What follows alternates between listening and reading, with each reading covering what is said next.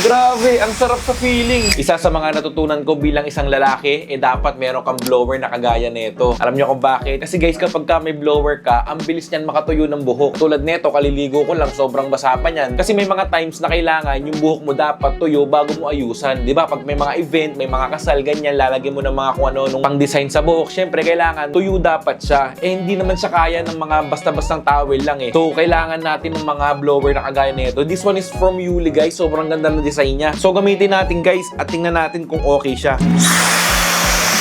Grabe guys, number 1 pa lang to, ang lakas na ng bugay niya. I-test natin yung number 2 niya. Ayan yung number 2 niya guys. Grabe, ang sarap sa feeling. Ayun no?